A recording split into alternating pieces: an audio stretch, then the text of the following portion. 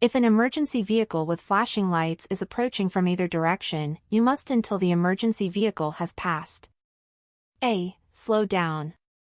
B. Pull over to the right. C. Pull over to the left. D. Stop where you are. Answer: B. Georgia law requires that drivers pull over to the right edge of the roadway and stop until the emergency vehicle has passed. A stop sign in Georgia is A. Triangular. B. Rectangular. C. Octagonal. D. Circular. Answer: C. Stop signs are octagonal in shape to ensure they are immediately recognizable as a command to stop. A yield sign is typically A. Circular with a blue background. B. Octagonal with a white background. C. Square with a red border. D. Triangular with the point facing downward. Answer: D. Yield signs are designed as downward-pointing triangles to indicate that drivers must yield the right of way. Double solid yellow lines in the center of the road mean that A. Traffic can pass in either direction. B. Passing is allowed for oncoming vehicles only. C. Passing is not allowed in either direction. D. All vehicles must stop at the line. Answer: C. Double solid yellow lines indicate that passing is prohibited for vehicles in both directions. Flashing yellow traffic signals instruct you to A. Stop completely. B. Yield to all traffic. C. Proceed with caution. D. Accelerate. Answer: C. Flashing yellow signals warn drivers to proceed with caution rather than to stop completely. Regulatory traffic signs are primarily designed to A. Offer suggestions. B. Indicate scenic areas. C. Provide route information. D. Enforce traffic laws. Answer: D. Regulatory signs are used to enforce state traffic laws and ensure safe road behavior. A do not enter sign warns drivers that A. Entry from that direction is prohibited. B. Entry is permitted only during daylight hours. C. Vehicles must yield before entering. D. Only emergency vehicles may enter. Answer: A. A do not enter sign clearly prohibits vehicles from entering from the indicated direction. The typical color scheme for warning signs in Georgia is A. Red and white. B. Blue and yellow. C. Orange and black. D. Green and white. Answer: C. Warning signs often use an orange and black color combination to alert drivers of potential hazards. In Georgia, every occupant in a vehicle is required to wear a seat belt if one is provided. A. True. B. False. C. Only the driver. D. Only front seat occupants. Answer: A. Georgia law mandates that all occupants wear seat belts when the vehicle is equipped with them. The primary benefit of wearing a seat belt is that it A. Increases fuel efficiency. B. Helps maintain vehicle control during sudden maneuvers. C. Reduces the need for airbags. D. Allows for quicker acceleration. Answer: B. Seatbelts secure occupants in their seats, which aids in maintaining control during emergencies.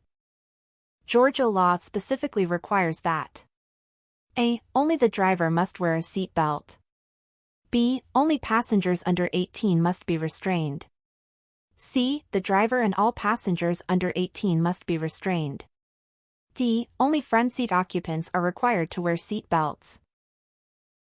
Answer: C. In Georgia, the driver and all passengers under 18 must be properly restrained.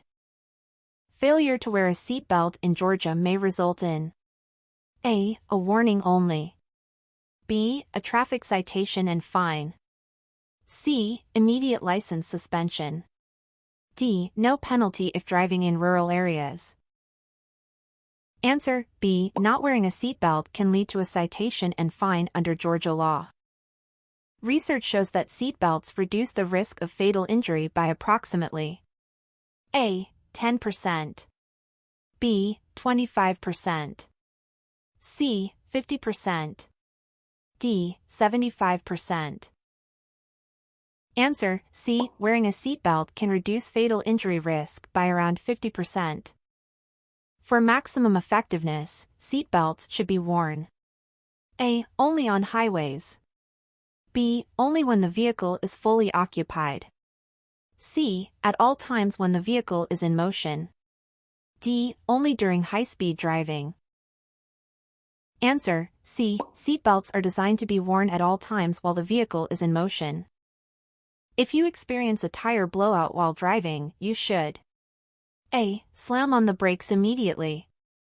B. Swerve abruptly to avoid the blowout.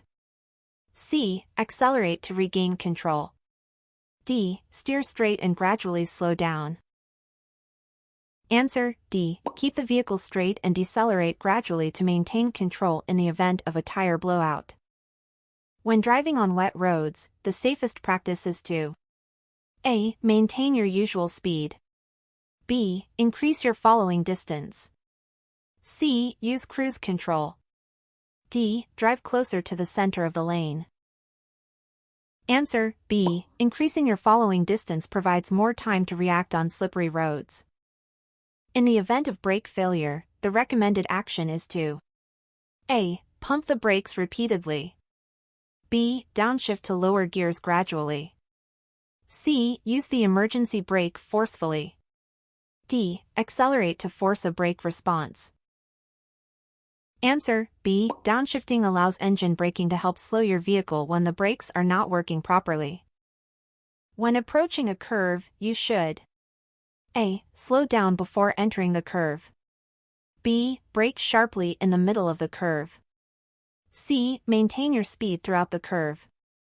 D. Accelerate to pass the curve quickly. Answer: A. Reducing your speed before entering a curve improves control and safety. If your vehicle begins to skid, you should A. Slam on the brakes immediately. B. Steer in the direction of the skid and ease off the accelerator. C. Accelerate to counteract the skid. D. Steer sharply in the opposite direction. Answer: B. Steer in the direction of the skid and gently ease off the accelerator to regain control. Maintaining a safe following distance is important because it A. Improves fuel efficiency. B. Reduces the likelihood of rear-end collisions. C. Increases vehicle speed. D. Is only recommended during bad weather. Answer: B. A safe following distance gives you more time to react and can help prevent rear-end collisions. On a multi-lane highway, if you are driving slower than the flow of traffic, you should use the A. Shoulder. B. Middle lane. C. Rightmost lane. D. Leftmost lane. Answer: C. Slower moving traffic should stay in the rightmost lane to allow faster vehicles to pass. A solid white line on the roadway indicates that A. Lane changes are encouraged. B. Lane changes are discouraged or prohibited. C. The road is for turning only. D. Vehicles must merge immediately. Answer: B. Solid white lines signal that changing lanes is discouraged for safety.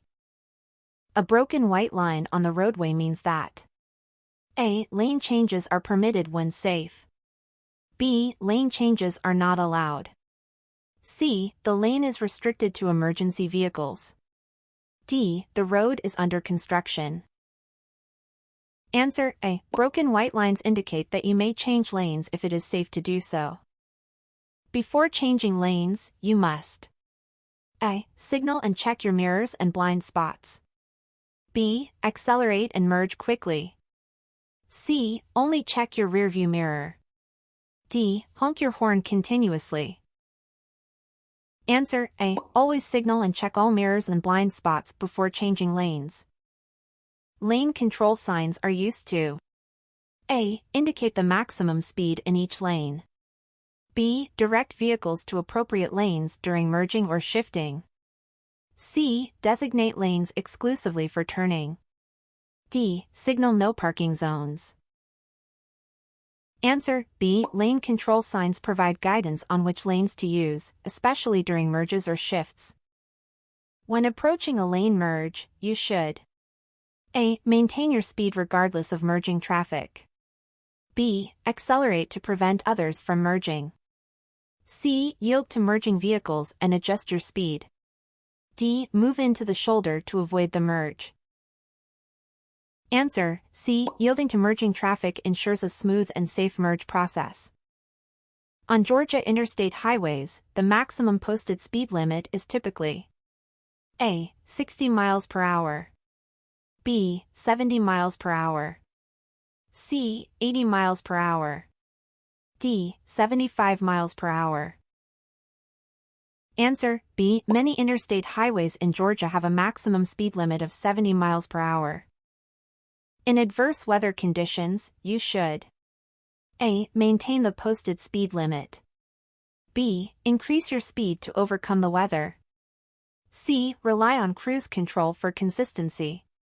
D. Reduce your speed to a reasonable and prudent level.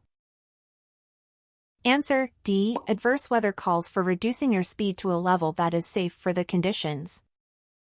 In residential areas, the typical speed limit is A. 20 miles per hour. B. 40 miles per hour.